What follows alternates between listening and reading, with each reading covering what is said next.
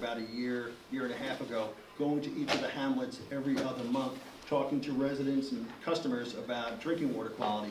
But before we get into the program, we have a couple of supporters and guests that I'd like to ask if they could come up and just say a few words. The first is Brookhaven Town Supervisor Ed Romaine. Come on up, Ed. Ed has been a supporter of drinking water quality for 30 years now. We appreciate the support he's shown over the years. Thank you, Jeff Szabo, who's our Executive Director of the Water Authority. Clean water is going to become the critical issue of the next 50 years. Water, very simple. We're a sole source aquifer, which simply means that all the water we drink comes from underneath our feet. We don't have reservoirs. So years ago, long before there was a water authority, we would drill a well and bingo, we'd have water for our home. Sometimes you'd have to go down 50 feet, sometimes 100 feet, sometimes 150 feet, depending on where you lived on Long Island. Problem is, us. There's a lot of us, and the island grew. In my first experience, I was a public school teacher for many years, and I left and I became Brookhaven's first Director of Community Development in 1980. And one of the areas that we spent a lot of time in was the Massac Shirley, Massac Beach area. And I say that because it's a South Shore area. But it is an area with a very high water table. And that area was a lot of small lots with the houses. When you build a house, you've got to do two things. You got to sink a well and put in a cesspool. Very shortly, people were either drinking their cesspool or their neighbor's cesspool, because the high water table helped that there. And then when you get the water reports, and yes, there were other things, but mostly free ammonia and nitrates, which is a clear indication of cesspool contamination. There were other things, other chemicals, because anything you put in the ground is going to wind up in our drinking water. The town spent, and was able to get from the federal government, millions of dollars back then, to put water mains in, because there was no water mains. That's the water authority. How are they different? Bigger and deeper wells. That's the only difference. And pipes to send it to us. And that they're professionals. They have that water tested 24 hours. Every 24 hours, their wells are tested that pump water to those who are connected to public water mains. I was elected, very fortunately, in 1985 to the legislature and spent 4 years also representing the Massac Shirley area, in that area, putting the water mains in there. It is a huge issue. But it should have woke us up to the fact that the key issue here, the key issue, is protecting what goes into our groundwater. And what we very quickly found out, that we should have known since 1977, when a big study about water was done, the 208 study, is there is a strong connection between what we put into the ground and our groundwater and our surface water. And we're seeing that more and more. And many of the tides that come in, brown tide, rust tide, that are afflicting our bays and algae group, are a result of excess nitrogen and other phosphates and others that have been put into the ground by human usage. So we have to protect in every possible way that resource that we have. And that's the Water Authority's job. They do a great job. We work with them. One of the projects they're working on right now in the dead of winter, it's not too far across the bay from here, a place called Water Island, Fire Island. Brookhaven Town has the largest section of Fire Island. So when you're in Oakdale, for example, which is an island town, and you're looking south, you're looking into Brookhaven Town, because Brookhaven has the longest stretch of Fire Island. We worry about our Fire Island communities, including Water Island. And the major reason they're getting water mains there is so that we will have fire protection, because their wells got destroyed in Sandy. That project's going on right now. So the Water Authority serves in many ways. I remember when we put water mains in, when anyone gets water mains in, But one thing that happens, not only do you get clean, dependable, potable water, drinkable water, but you also can reduce your fire insurance if you have hydrants nearby. And that helps a little bit. But the Water Authority is our best agency to defend against clean, to ensure that we have clean water going into the future. And without clean water, we can't do anything. Now, they're going to do a great talk, great organization. I'm strongly supportive of the Water Authority. Nassau County doesn't have something like the Water Authority. They have a collection of all these small privately owned water companies, which we used to have, particularly in Brookhaven town. And I remember when the Water Authority came in under a former directors, still a dear friend of mine, Walter Hazlett, and they began to buy up these small water companies, like Sunwater and Sunwater, I believe it's Shore, and a number of others, so that all of the public water is supplied by a public authority, Suffolk County Water Authority. This is not, they are not connected to Suffolk County government in any way. It's a separate authority. The only connection they have is their board of directors, I think they have 5 members on their board, are appointed by the Suffolk County Legislature to staggered 5-year terms. So they do a great job, and I'm going to turn it over to them. Clean water is something that we all have to worry about, and it's going to be a much, much greater concern in the next 50 years. And how we deal with that issue right now and well into the future is going to determine the success of this island in many, many ways. Jeff, it's good to see you. Thank you. Thank you very much. I appreciate you. Appreciate your support. Next, I'd like to ask Suffolk County Legislator Rob Calarco to come up.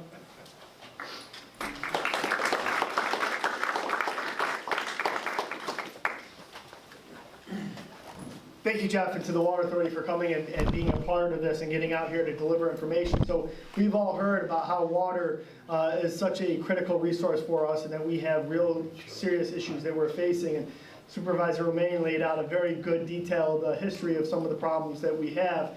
And Suffolk County is being very proactive in dealing with that water when it goes into the ground, because that's where we have to start treating it. So we are actually rolling out a whole bunch of new programs and policies to try to address those issues. First and foremost, we are sewering where we can and where it makes sense. So between $383 million in federal state monies that we were able to obtain after Sandy, we're going to be sewering the Massachusetts Peninsula. We're going to be expanding sewers right here in Patchogue Village to cover a number of homes that are in the south end of the village. We're going to be expanding sewers in the Connecticut River area and in the Carls River area over in Babylon. So we are making that investment where we can, but sewers are really expensive. And there's alternative technology that is out there for homeowners to install to retrofit their existing systems that will be able to allow you to treat your wastewater before it goes in the ground right in your own backyard, almost as well as the sewage system gets it to. And that is a program that we've not only rolled out with these new systems that are approved from the health department that you can install just as easily as if you were installing a septic tank, but we have funding that goes along with it to give homeowners up to $10,000 in grant money to help pay for that. And I'll give the supervisor a plug, because when he was a legislator, he fought to make sure that some of that money was set aside for those systems. So it is something that we are now rolling out, because we have to treat that water before it gets into the ground, before it leaches through, and before it becomes part of the groundwater and our water system, and before it gets into our bays and rivers. So that is a lot of the things that the county is doing now. We are revamping the Article 6, which is the section of code that deals with wastewater, so that we can continue to make advancements to getting those systems upgraded and treating the water, our wastewater. And the supervisor is right, our biggest polluter is ourselves, our wastewater treated before it gets into the system.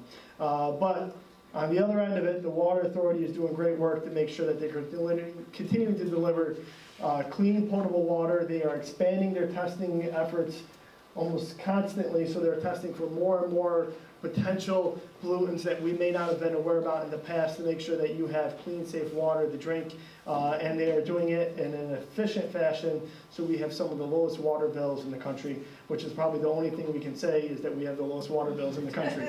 So we thank the Water Authority for doing that for us, and I'm glad they're able to come here and give you some information today. Thank you.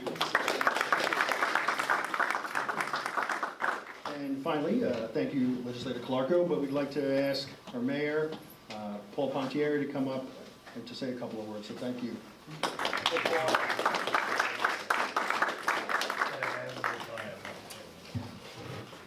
Welcome to Patchogue, if you're not a resident of Patchogue, but if you're a resident of the area. You know, well, I just said to Supervisor Romaine, and I'll say the same thing to Legislator Calarco, every time they speak, I learn something. And well, they're great to follow because I have less to say. But I think that one of the things we've been fortunate in the village, and I always go back when I think of where the village is today and how we ever got here. You go back to the mayors before me. I have a picture on my wall in my office from 1907, and they're tearing up the roads, South Ocean Avenue, and they're putting in sewer lines at that point. So the village and the forefathers, the ones, now of course at that point in time, it was flush and run. You flush it and ran right out to the bay, you know. But we have our sewer plant, and for the last, 90 odd, 110 odd years, we've had sewers in the village, and as Legislator Calarco just indicated, we're getting $18 million towards the sewering of the south end of town. You know, we're a water community. You got the water below us, and you got the water to the south of us. And the protection of both becomes a critical piece of how we survive and how we'll prosper over time. And the second piece of that is, and if you've driven through Patchogue at any given time, many times you see the Suffolk County water trucks here on Main Street as they're putting in the water services to the many new businesses and establishments we have in town. And to this gentleman here, I thank you because he's helped us out in numerous ways, as obviously the people from the Water Authority. And your staff is just wonderful to work with. Thank you. The way they take care of, and they leave the village when they're done. PSC&G does work, National Grid does work, and you know the work they did because it's pretty bad. But the way you guys take care of the roads, and you finish up your project is incredible, and I really do appreciate that. But what you're going to hear tonight is extremely important for all of us. So I thank you very much, and welcome. Thank you. Thank you so much. Appreciate it. Thank you. So we have three very dedicated public servants, big proponents of clean drinking water, Supervisor Romaine, Legislator Calarco, and Mayor Pontieri. Thank you for coming, and thank you for helping us to promote the event. So I'm going to keep my remarks brief before we get into the presentation, but you're going to hear from the Water Authority's staff of experts. They're going to talk about the protection and preservation of our sole source aquifer, one that provides 100% of our drinking water. We're going to talk about a program that we developed a couple of years ago that allows residents from home to get onto their computer and to check drinking water quality right in the area where they live. And of course, we're going to talk about the particulars of the Patchogue area when it comes to drinking water quality. But most importantly, we're going to try to answer your questions to your satisfaction. I do want to say, folks have been asking us since we started this series, why are we doing it? The Water Authority historically has not had these types of community meetings and education programs where we're out at night and on weekends trying to get together a group like this. And I think it occurred to me a couple of years ago, you can't go a week or so without seeing a headline, right? In one of the newspapers, whether it be a national paper, a Newsday, or a local paper about drinking water quality. And it's become such an issue nationally, it's sort of raised the awareness overall, not just here, but nationally about drinking water quality. And, sitting in my office one day thinking, we're very proud of the work that we do, the staff and I do each and every day to make sure that you have the highest quality drinking water. we need to get out and to meet with the public and to tell our story so that you folks can become better educated about it, and then to pass it on to your friends and family and neighbors. So we're here to talk about drinking water quality. Before I get to Joe Pokorny, who's our Deputy CEO, I'm going to tell you what the Water Authority is. So, as Supervisor Romaine mentioned, we're an independent public benefit corporation operating under the authority of the Public Authorities Law of the State of New York. We were created back in 1937, and over the years, by acquiring small public water districts, we've expanded to serve 1.2 million people in Suffolk. That's about 85% of all Suffolk County residents. The law that allowed us to operate was approved in 1937, but we began operations in 1951. We don't have taxing power. So unlike a municipality, local government, village, county, we don't have the ability to tax customers. All of our revenues, about 99.5% of our revenues, come from revenue that is generated from use, from the water that you use in your home. We are the largest groundwater supplier in the United States. As Ed said, we're not a part of county government. We also do not create or enforce drinking water standards, and I think that this is a key point that we need to stress. The responsibility of setting standards related to drinking water quality come from the federal government at the EPA, the Environmental Protection Agency, or the New York State Department of Health. So I hope that sort of clarifies a little bit, basically, who and what we are. Public Benefit Corporation, 1.2 million customers served, largest groundwater supplier in the United States, almost 600 active wells from Babylon in the west to Montauk in the east, 64 storage tanks with the ability to store up to 68 million gallons, and on a daily average, we pump about 188 million gallons of water. Nice little summary, right? We will now kick it off to Joe Pokorny, who's our Deputy CEO for Operations. Joseph, come on up. Thank you, Jeff. I'll hand you the clip. Thank you. Thanks, good evening, everybody. It's a pleasure to be here tonight. It's a pleasure to be in Patchogue. Patchogue is a wonderful turnaround story for Long Island. It's probably one of the best turnaround stories for Long Island. So it's a great town, and it looks great. I'm here to talk to you as the Deputy CEO for Operations. So I run the day-to-day operations of the guys you see out there in the trucks, putting in water mains, servicing the well fields, doing the grunt work every day, keeping the water flowing to you. So I'm going to tell you a little bit about that. The areas that I want to cover here, and these are the challenges that I refer to in the Patchogue area, are pressure, keeping pressure at an adequate level so that everybody has the ability to use water in their homes. It doesn't go too low, right? Nobody likes having low pressure, especially if you have a sprinkler system. Filtering out iron and manganese, that's a big challenge for the Water Authority, especially on the South Shore. Steve Colabufo is here, he's a hydrologist. He could tell you about why we have iron on the South Shore, but it has to do with the geology of Long Island. It doesn't exist in all places on Long Island. The water quality differs from place to place. And on the South Shore of Long Island, we are plagued with iron and manganese that's actually in the water that we pump out of the ground. So we struggle to get that out of the water. And also replacing aging infrastructure. So you're living in a village here and the surrounding area that has water mains that are in the hundreds of years old, or someplace, 100 plus years old. And obviously a water main doesn't last forever, and that usually manifests itself by it breaking more frequently or it corroding, and you may get rusty water as a result of that. So the challenge for us is, and it's not just in Patchogue, but it's all throughout Suffolk County, we have a lot of old infrastructure that needs to be replaced.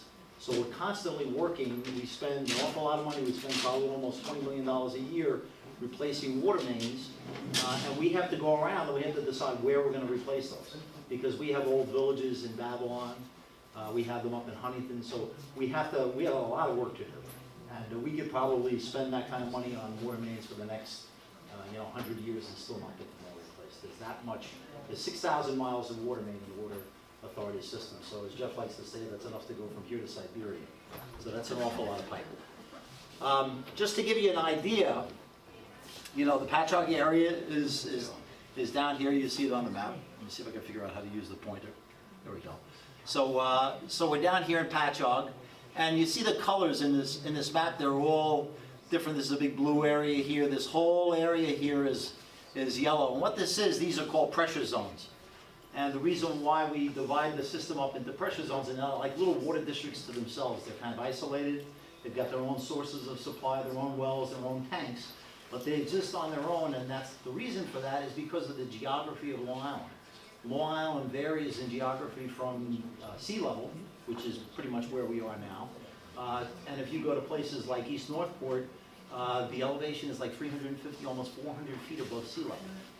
And the challenge with that is that the higher you go, water pressure, if you had one big system, the water pressure at the very bottom of the people at sea level, in order to give people at the top 50 pounds, say, in their homes, the people way down at the bottom would have such high pressure, it would blow the fixtures off of the walls. So we have to divide the system up into segments, this is kind of like the segment that serves the Patchogue area here. And if you take a look, these are, I know it's hard for you to read, but these are the wells that serve the Patchogue area. So I know the village is right over here, but the water comes in from all areas. And people think that, you know, the water that you're getting just comes from your one local spot, maybe a couple of streets down, but it doesn't. It can come from as far as a mile away, or 2 miles away. So we have well fields as far west here, Lakeview Avenue in Bellport. That serves the Patchogue area, okay? And then we're up here as far as like Greenbelt Parkway, up on Nichols Road. That's pumping water down Nichols Road that comes right down into the village here. There are pump stations over on Station Road and Sunrise Highway. So there are quite a few of them that serve this area. And if one of them goes out of service, it's not the end of the world. So if there's a power failure and we don't have a generator at that particular station, we don't have generators at every station. So if we have a power failure or some kind of cataclysmic failure there, we'd be able to use the other well fields to provide water. Now in the summertime, it's a little bit of a different story. In the summertime, everything is running, and I don't know if anybody could guess why that is. Why do people use a lot of water in the summertime? Lawns, right? We all love our beautiful green lawns, and so the challenge for us is to give you all water in the summertime. In the middle of the night, you know, between 12 and 5 in the morning, everybody's using an awful lot of water, and all these wells are running in order to provide that. These are the pressure zones that serve the Patchogue area. So if you take a look, there's that continuation of that big yellow zone that was the South Shore, all the way from Babylon all out to here. We call it the South Shore Low Zone. It's one big pressure zone. But as you go north, and as you go up into the higher ground, we have another pressure zone. And this area here, there's like Medford, North Patchogue, Holtzville, kind of. We get up there, we call that the intermediate zone. So that is people that live like above 70 feet and up to like 150 feet. They're confined into another pressure zone. But there's a lot of folks that live in that area. So the challenge for us is that, you know, we are big, like Jeff said, but we're running like 55 individual little water districts. So our operations staff is always busy making sure that every zone is working properly. This is a little diagram of the pressure zone, just what I described. A person that lives down here at the low elevation, they've got plenty of water pressure because the tank, and we have many tanks, and this is just a hypothetical pressure zone, but the tank has the water level, let's say it's up here, right? So this person in this house has all of this elevation over them. And there's a convenient chart here that shows the relationship between the PSI in your house and the height of the water. And you can see the lower you go below the tank, the higher the pressure is. And as I get higher here, and you can think of it if you had a tube with water in it, how it kind of seeks its own level. As I got higher, if I lived on land that was up here, I would have much less water above me and I'd have much lower pressure. So this is the reason why we divide the system up like we do. Now in the summertime, we have a big challenge, right? Because we said everybody's using water in the summertime. And what happens in the summertime, if we can't keep up with the demand, the level in that tank goes down. And you can watch that. If you look at our tanks starting at midnight during the summertime, you'll see the levels go down, down, down, down, down when around 5 o'clock in the morning when we're really peaking out to get to their lowest level, and then they come back up again, and it's like clockwork. But when the level goes down, what does that mean? That means that everybody that's connected to this tank sees lower pressure. So we call that the morning sag. And that's when everybody's using a lot of water in the summertime. So one of the things that we have an issue with, and I'll be very frank with you, we have some complaints in the Patchogue area about pressure. And it's for the folks that live up in this higher area here. The people that live up here in this yellow area, just below the orange area, they live at the highest level in the pressure zone. So those folks, when that tank goes low, they're gonna be the first people, they're the canary in the coal mine. They're gonna be the first ones that are gonna say, I've got low pressure. So we recognize that, and it's kind of a function of the way the system is grown out and housing developments get added. And what was good 20 or 30 years ago, with all the growth and changes, means that now you may have a pressure problem. So we do have a pressure problem up here, and what we did was we're actually reconfiguring the piping in this area here, and we're dropping this pressure zone here, and again, this is the bottom of the next pressure zone. So these folks here, believe it or not, they've got real high pressure, because they're at the bottom of the zone above that goes north of them. So the elevation continues to go up above them. And so what we're gonna do is we're gonna bring this zone down lower. We're gonna open some valves and we're gonna add some pipe so that we can actually extend this zone that has the high pressure into these folks that live at the top of the low zone. And that's gonna address their area. Does anybody live in this area here? Okay, so you may see a difference. We're gonna make these changes very shortly. And you may see a difference, and again, you probably notice it most in the summertime. Because during the winter time, it's very easy to keep the tanks all full. We don't have a big drag on the system, so pressures stay up there. Iron and manganese. So like I said, iron manganese is a naturally occurring element. It's in the groundwater as we pump it out. And for years, we didn't filter it out. And probably going back about 20 years, we started a very aggressive program of installing filtration systems. They're called iron and manganese filtration. They utilize some type of sand and manganese coated green sand, a couple of different types of filter media that are very good at taking iron and manganese out of the water. They look like this. They're large vessels. We've installed ones at Lakeview Avenue. We have ones at Greenbelt Parkway. We're putting a new one into service right now at Blue Point Road, which is just in that orange area up to the north there. So we have a number of them in the Patchogue area. And as customers in the Patchogue area, you should have seen a difference over time in the water quality. And I talk to people all the time and they tell me, 20 years ago, the water was orange when it came out of my tap, and now you've made a big difference. And it really does. If you saw the amount of iron that is filtered out of the water, and we see it because we filter out that iron sludge and we take it away, but there's an awful lot of iron that does not go into the water system anymore as a result of putting these systems in. So we have 29 of them. We're not done. We have a number more that we have to put in. But it's just like when we make these decisions about where to put pipe, we have to decide where to put these filtration systems. And that's where our lab comes in, where they know exactly what the water quality is in the various areas around our system, and we target these systems to address the maximum number of people. So this is a map that shows where they actually are. Like I said, there's one down here at Lakeview Avenue. There's one at Foxcroft over by the hospital. There's one at Greenbelt Parkway, and this is the newest one that we put in over here at Blue Point Road. And all of these, except for this Blue Point Road, this one serves this intermediate zone, but these three here serve this area here, which is the Patchogue Village, and the surrounding area, because like I said, the water does make its way out.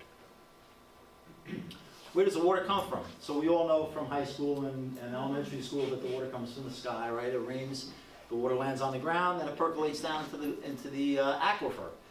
Now, what people typically don't know is, though, that if you see where the water comes down onto the ground, then you can see these are our wells. This is a very deep well, this is a shallow well, and this is a little animation. And what this shows you is that the little arrows over here are showing that the water comes down, and you see how the water travels?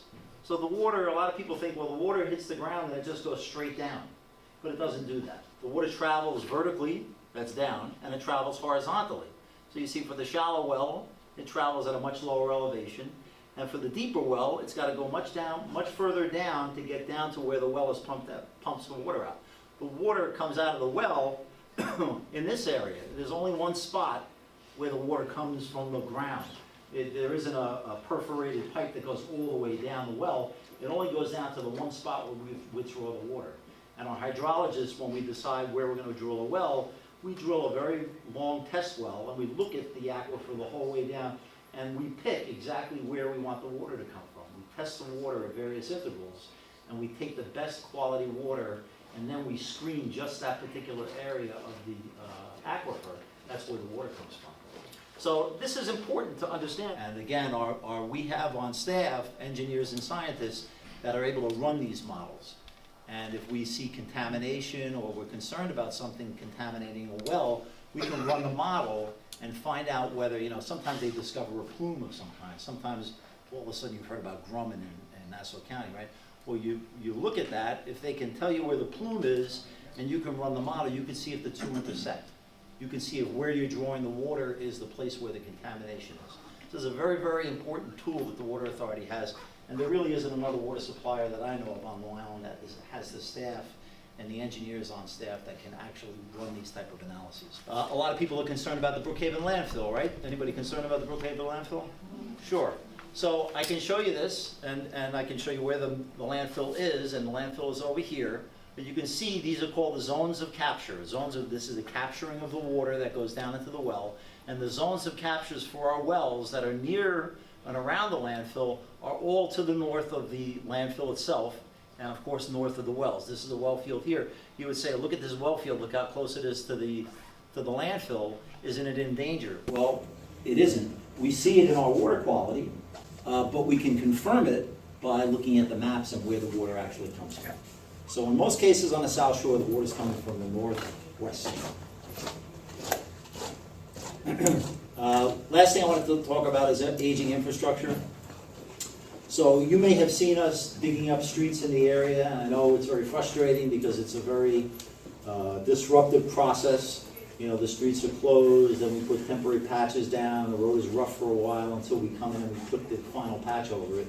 I thank the mayor for saying that we do a good job on it, because I always hear from the people that are not necessarily happy about it, but we try to do a really good job on it because the roads are very important. But it's a challenge to get all of this done. But in the case of pipeline replacements, we've got to go in and we've got to go take a pipe that has everybody's services connected to it, so every house on the block is connected to this pipe. We put a pipe right next to it, okay? And then we connect that pipe to our system, we charge that pipe, then we take everybody and we reconnect them to the new pipe, and we retire their connections to the old pipe, and then we retire the old pipe. So it's very involved. So if you see it when this project going on, you say, geez, it's taking forever. That's the reason why it takes as long as it does. But it has a profound impact on the area. One of the most important things is for pressure, because as these pipes get older, they get tuberculated, which means they start to close down. They're like an artery in your body as you get older. The iron that we've been pumping out of the wells for 100 years actually lays in the bottom of the water main, and over time it becomes hard, and it actually closes down or occludes the water main. And what that means is you can't get as much water through the water main. So in the morning when everybody's using their sprinklers, there's a big pressure drop through that water main, and that translates into lower pressure at your homes.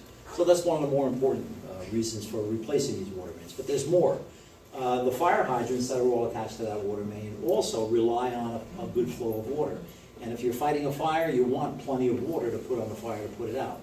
Well, when these water pipes are all occluded, less water can come through the water main, more pressure drop, less water for firefighting. So it's another reason why we replace water mains.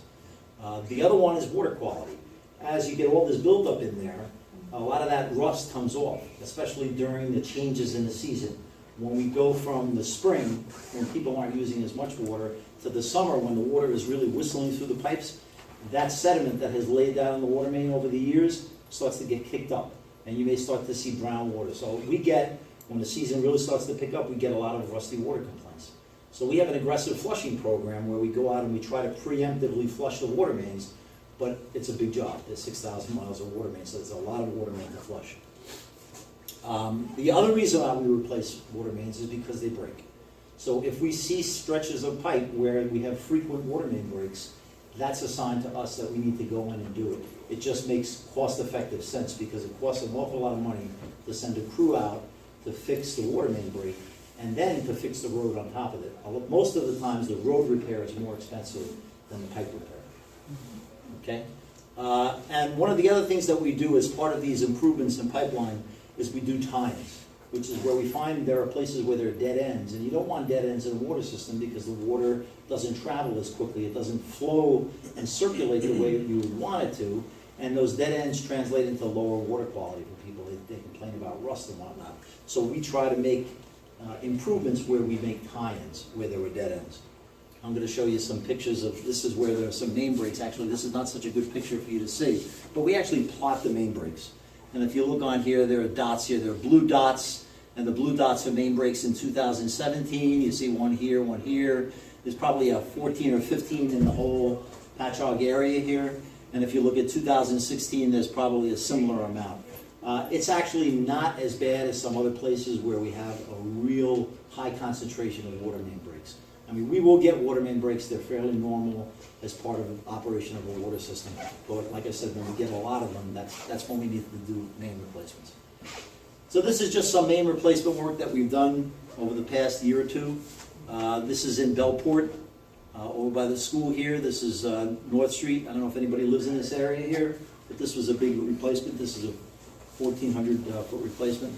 There's another one in Blue Point, and this is an example of a tie-in. So we had a water main that stopped right here. It was a dead end, and it's only the people that are right here that get served, and if they're not using a lot of water, you get like kind of stagnant water in a dead end. So we make this connection here, we add this connection here, so now water circulates, and it greatly improves the water quality for the folks in the area. That's in Blue Point. This is in Bayport, Snedecore Avenue. This is a very, very large main replacement. Water main costs about $200 a foot to install. So you can see a project like this is like a $500,000 job plus.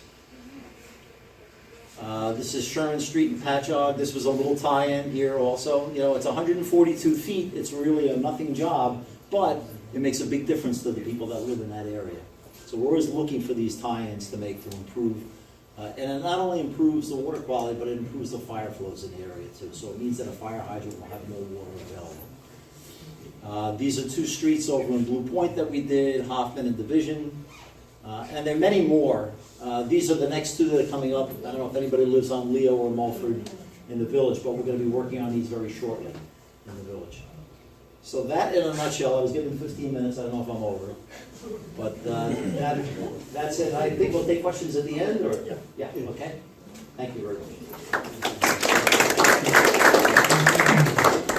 Okay. Welcome, everybody. My name is Chris Niebling. I'm one of the laboratory managers here at the Water Authority. Just a quick background about myself. I've been with the company now coming up on 24 years, all of which have been in the laboratory. Started as a chemist, and I worked my way up to this point. I have a pretty good knowledge of water quality at our supply wells, as well as the day-to-day daily operations that take place at the Water Authority.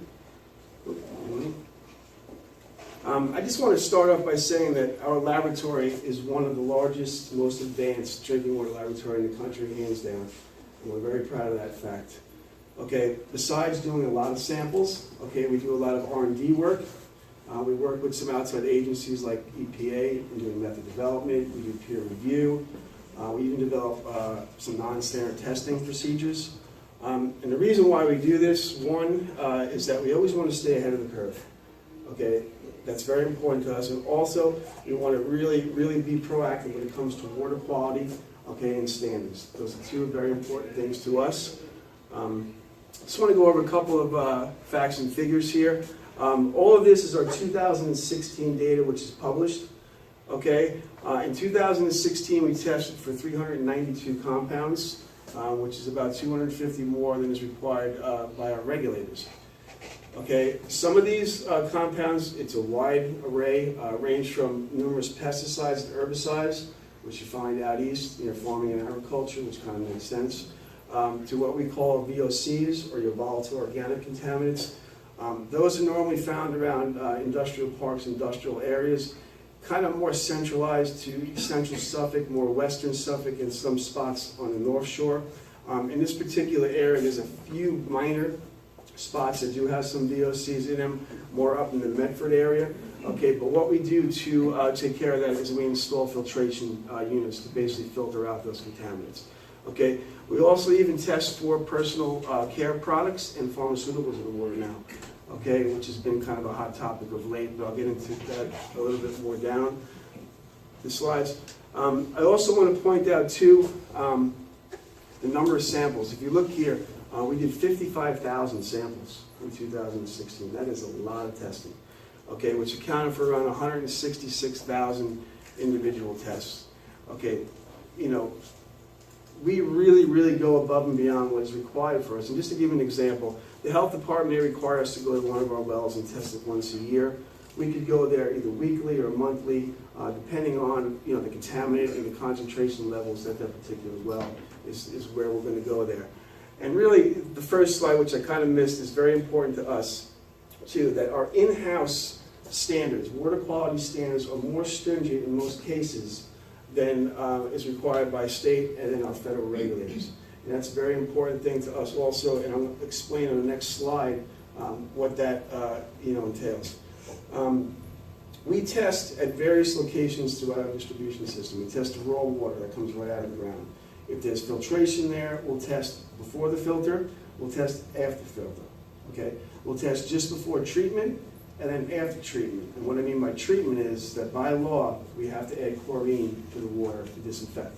Okay, that is probably, besides the iron, Joe, probably our second complaint in terms of water quality issues is, you know, it smells like chlorine. If you don't add it, what do you think happens? You could have E. coli outbreaks, you know, so it's definitely an important thing. There are ways to get around it. You know, you fill up a pitcher, you know, with a little headspace, and you stick it in the refrigerator, you know, the chlorine, you know, will dissipate from that. So there's, you know, a couple little tricks that you can do. Some people install little Brita filters, that little carbon in there will take out the chlorine, things like that. We also test, and the reason, you know, getting back to the treated water, is that we also have to add hydrated lime to our water. And basically why we add that is to adjust the pH to a more neutral level, okay? Basically between 7 and about 8.5, okay? If we didn't do that, our groundwater, which is kind of naturally acidic, somewhere in the 5s, it kind of averages, what could happen, which kind of happened in Flint, Michigan, if you guys read the papers a few years back, you could start to leach out some of these heavy metals, the lead, the coppers, okay?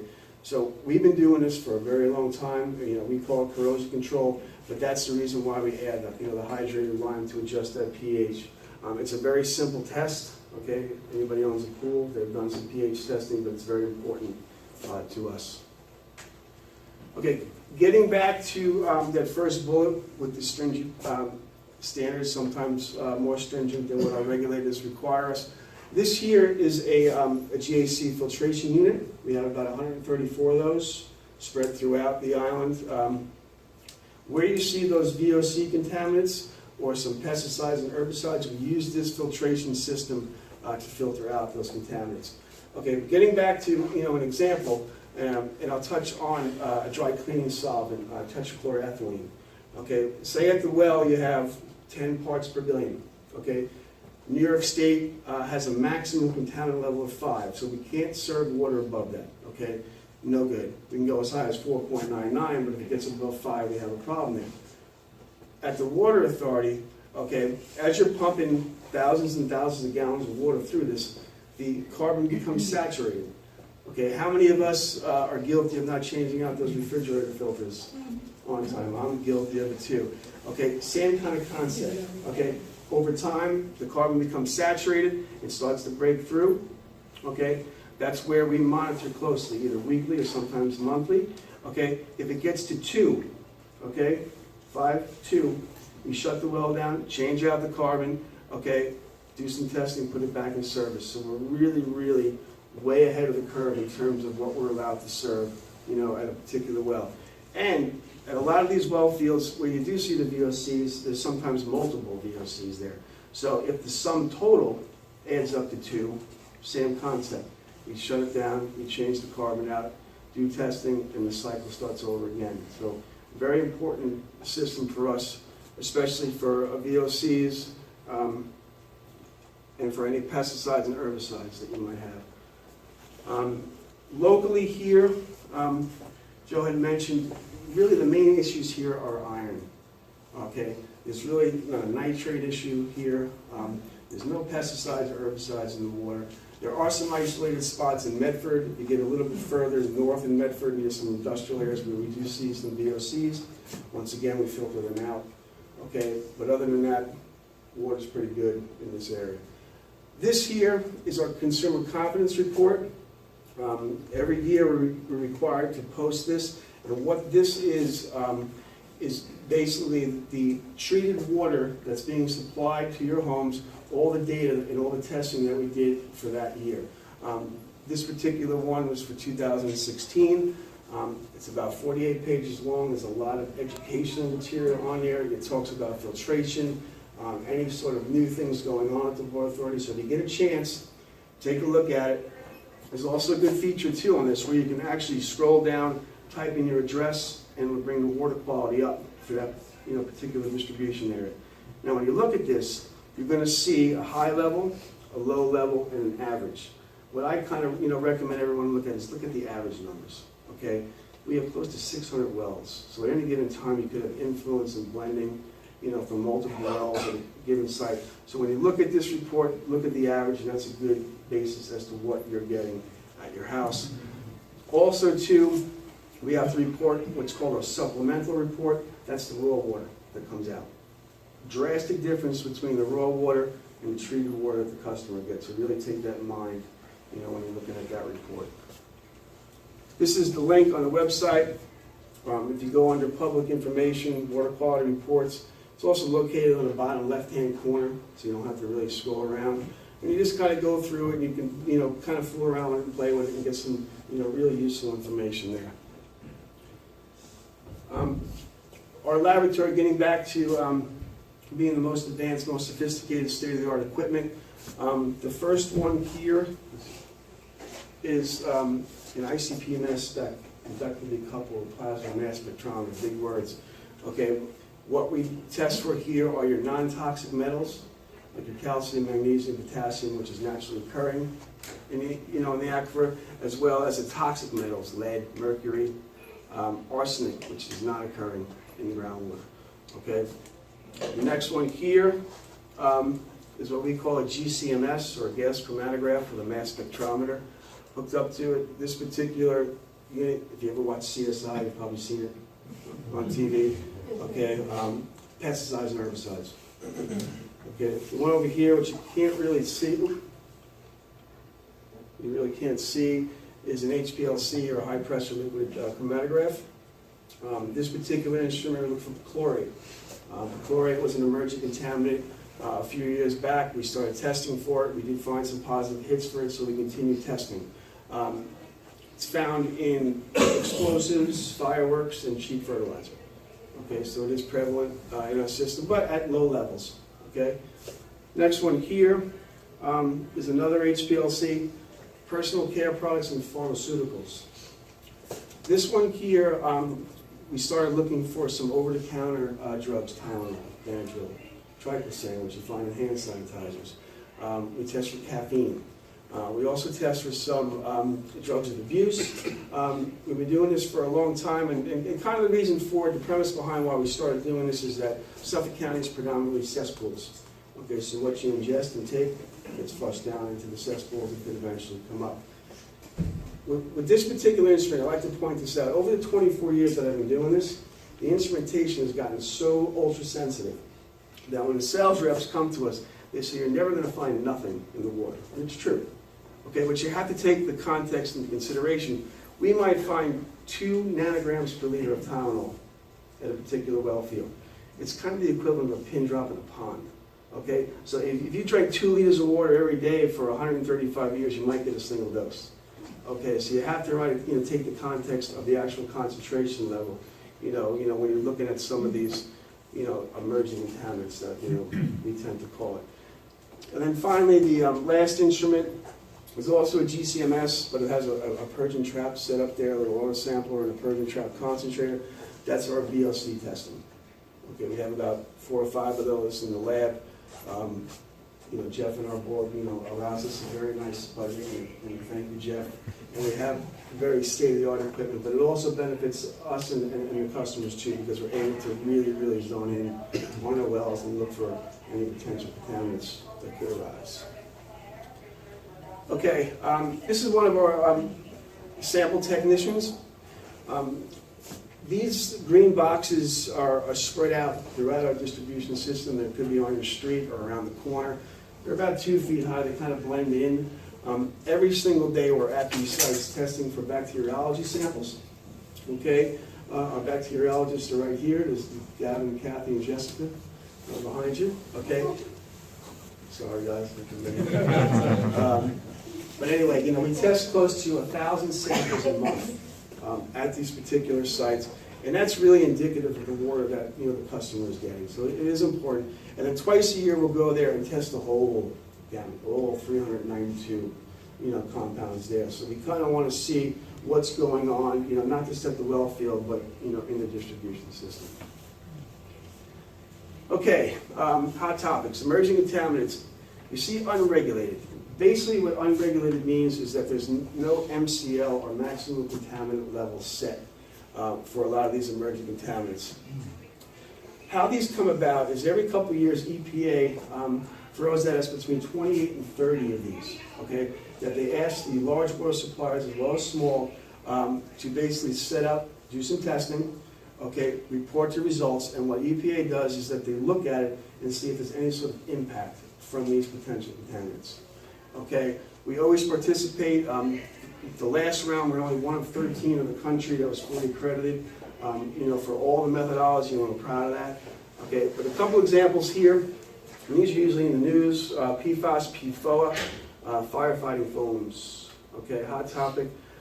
They're also found in DuPont Stainmaster, Scotchgard, as well as the old Teflon pots and pans, you know, potentially, and then even as well as microwave popcorn bags, okay, and potentially the wrappers that you'll get at fast food establishments, or the containers, you know, that they use to wrap some of the sandwiches in. Okay, if you do find these, the granular activated carbon is a great filtration option. Basically filters out everything. It's a good thing. The next one, hexavalent chromium. How many people have seen Aaron Brockovich? Okay, the movie, made famous through there. Okay, dumping out the back, you know, got into the drinking water system here, more or less naturally occurring in this area. On average, it's about 0.9 parts per billion. The maximum contaminant level is 100. So we're nowhere near any sort of issue with hexavalent chromium. Next one, 1,4-dioxane. Okay, another one that's recently been in the news of late. That was used as a solvent stabilizer in a degreaser called 1,1,1-trichloroethane, which is another VOC contaminant. It's also found in personal care products, shampoos, detergents. Okay, so it kind of runs the gamut there. This one here, unfortunately, does not filter well with GAC. So what we went out and did, once again staying ahead of the curve, is that we went out and sought other forms of filtration for this here. And what we found a few years back, we did a small-scale pilot project, what's called AOP, or Advanced Oxidation Process. What this is, I kind of joke about, it's a very expensive tanning bed. There's UV lights, lamps in there, and with the addition of hydrogen peroxide, you create these hydroxyl radicals, a little chemistry, and that breaks down the 1,4-dioxane. But with that, there are some byproducts. So what we would then have to do is then filter it out with granular activated carbon. Then it gets sent out into distribution from there. Like I said, we did the small project about 6 or 7 years ago. We found good results. We're currently in the process of doing the large scale, first of its kind in New York State. We're very proud of that. All the testing has been done and submitted. The paperwork has been submitted. We're just waiting for final approval from the state to give us the okay to put it in service, and it's a go. But like I had mentioned earlier, we like to be proactive. We like to stay on top of things, and this is one of the reasons we do this. So, with that being said, I hope I didn't bore you with too much science. I'd like to introduce Steve Colabufo.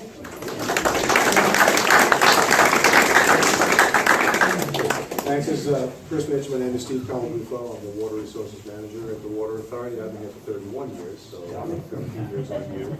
And for the first 25 or so, I've been involved in mostly big well construction projects. In the last 5 or 6 years, I've been involved more in a planning mode. And as part of that, I've been participating with an organization that has just been formed called Long Island Commission on Aquifer Protection, or LICAP.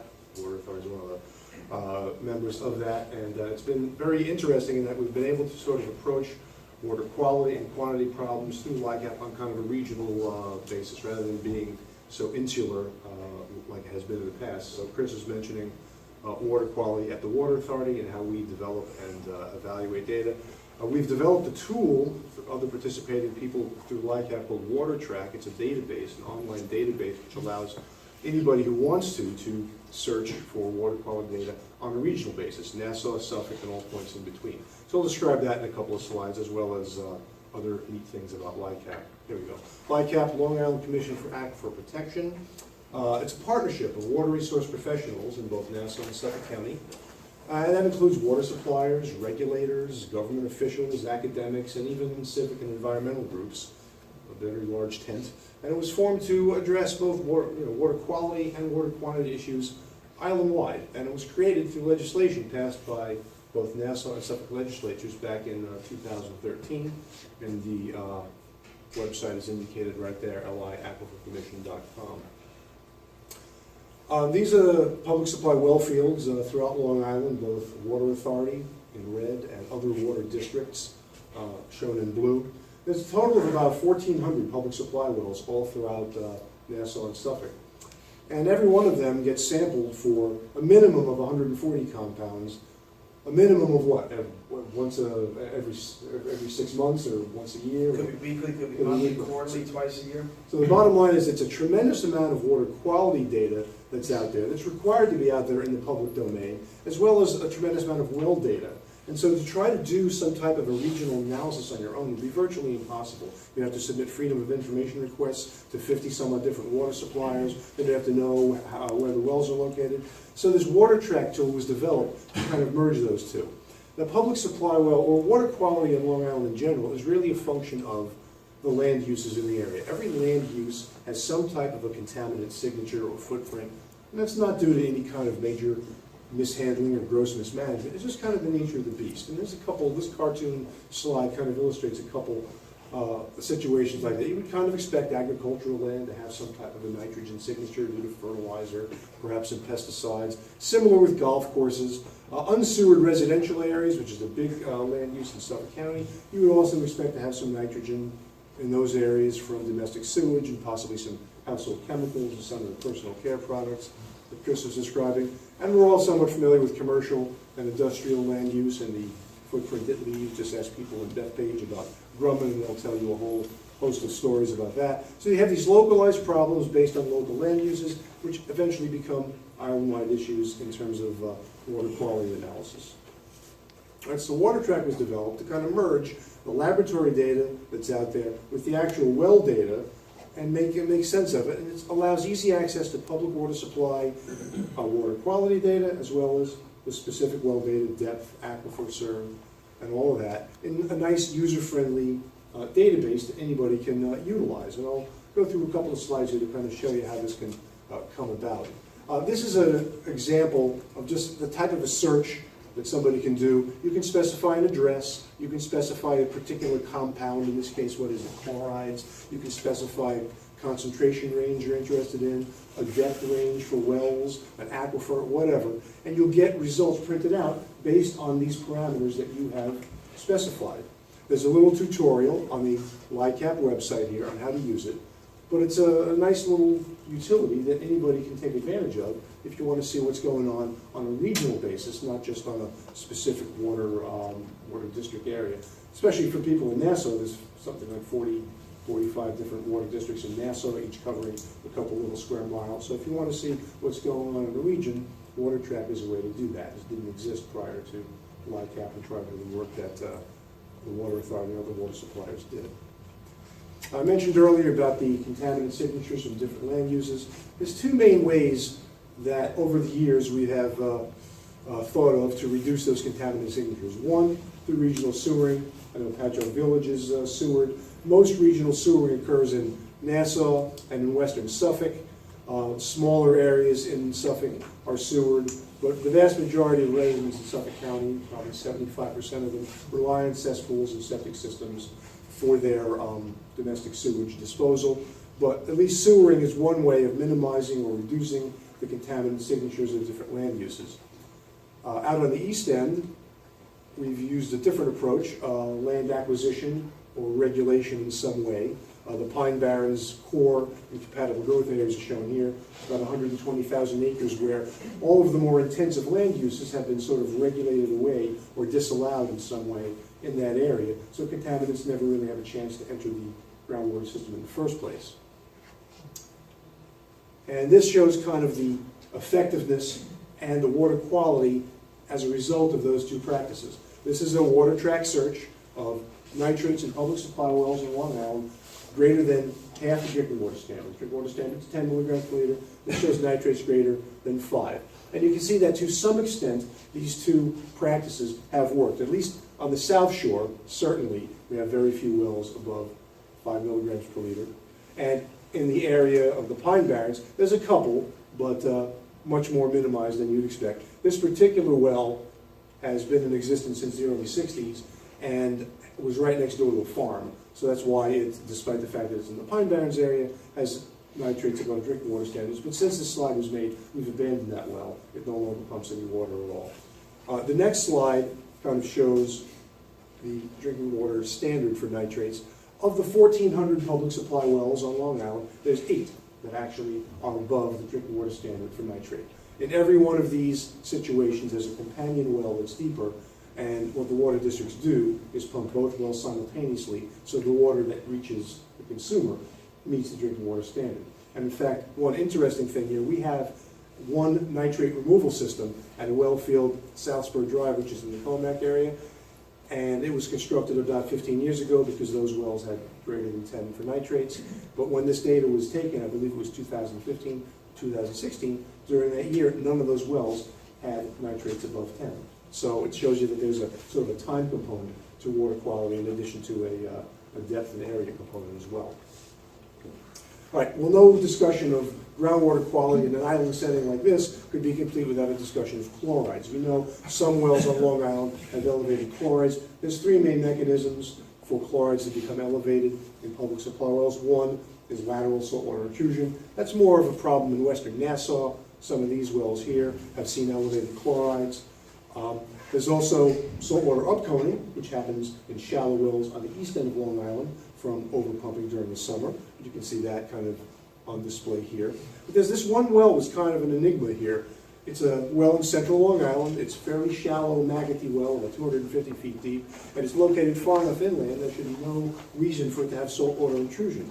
But a little bit of field recon and use of geographical information system technology kind of reveals the source. Just north of there is a salt storage facility. The groundwater flow direction is this way, similar to what Joe Pokorny had showed you earlier for the wells in the Patchogue area. Same type of thing. Most South Shore wells have the water coming to them from north and usually somewhat west. And there's a salt storage facility just up gradient. And we looked on the aerial photograph and found this is not just a salt storage facility. This is like an open-air salt mountain. This is a pile of sand. This is a pile of salt. On this pad here, they mixed the two together to use on the roads. But anytime it rains or snows, all that water absorbs, or dissolves, rather, not absorbs, dissolves chlorides from the salt pile, and it percolates into the groundwater and works its way towards our well. And we did a little closer field investigation and found this is what it looks like in the middle of the winter. Big salt sand pile. I don't know how high this tank is. It's about 10 feet high. So it's probably 12 to 15 foot high salt mountain that's in the open air. And somehow through it all, this little bit of snow managed to survive this. I don't know how. But it just goes to show that even benign or even beneficial land uses have a water quality signature or footprint that does come home to roost eventually, and the Water Authority and other public suppliers do have to mitigate or account for some of those water quality signatures. Again, we're not going to stop salting roads anytime soon, but there is a ramification to doing that practice. Fortunately, they did put this little temporary, not temporary, it's a shelter, it's permanent, and it's over the salt that's out there, and so we don't have that problem anymore, but who knows how long it will take for that plume, for lack of a better word, of salt to work its way through the aquifer system and get out of there so that we can enjoy pumping that well again. The conservation is kind of a new thing on Long Island. You may say to yourself, you know, we get 50 inches of rain a year, about 1 million gallons a day per square mile. We charge our aquifer system. We're not running out of water anytime soon, so why do we have to conserve. And you'd be right in stating that. This is not, conservation on Long Island isn't about maintaining a very finite resource that we're in danger of losing due to drought or whatever. It's really more of a facilities management type of issue. We want to be able to meet the peak demands with 30 or 40 or 50 fuel wells pumping. That would give us a little bit of a buffer for fire protection. It would also result in energy savings. Every one of these wells has an electric motor in it. Probably costs somewhere around $10 or $15 an hour to run. So there's some energy savings there. It would also perhaps not necessitate the need to construct certain wells. They're about $1 million a piece to construct. So it would save you and me as a water authority considerable money by not having to construct so many wells if we can minimize the peak demand placed on our system. Now this graphic kind of illustrates what I'm talking about. This shows water use for a 24-hour day. The time is shown down here. This is the gallons per minute supplied at every moment of that day on six specific days in 2007. I'll take you kind of through this. You can see at 5 o'clock in the morning, Joe had mentioned that that's when the main peak occurs. We're pumping about 25,000 gallons a minute to meet the demand. But in the summer, at that time of day, we're pumping 490,000 gallons a minute. That's about a 20-fold increase in pumpage for one purpose only, watering lawns. And even on a rainy summer day in blue, we're pumping 300,000 gallons a minute so people can water the lawn while it's raining out. So it just goes to show you what the irrigation situation is like on Long Island, which is why we have to have the conservation conversation. And that's what we're doing right now.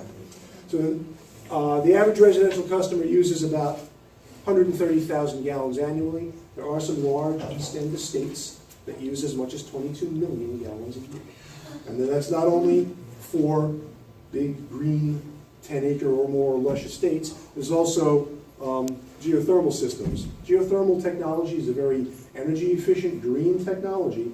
The way it's supposed to be done is that the person who has the system has their own well on their property, pumping water into the geothermal system, and then it gets injected back into the ground. Some of these people are utilizing water authority water as the feed water. So it's definitely a big non-potable use for potable water. So we're trying to get a handle on where those systems are to see how we can kind of address it in the future.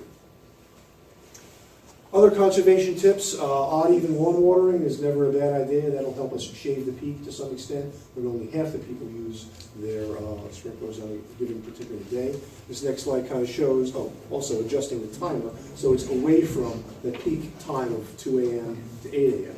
And the next graphic kind of shows that. This is a specific day. The peak occurred here, it's more than the last slide I showed you, 505,000 gallons a minute, right around 5 o'clock in the morning, but the peak kind of starts around 2 in the morning, reaches its apex at 5 in the morning, and finally peters out around 10 o'clock. If we could do things like I talked about, odd even lawn water or whatever, the peak would look kind of like that.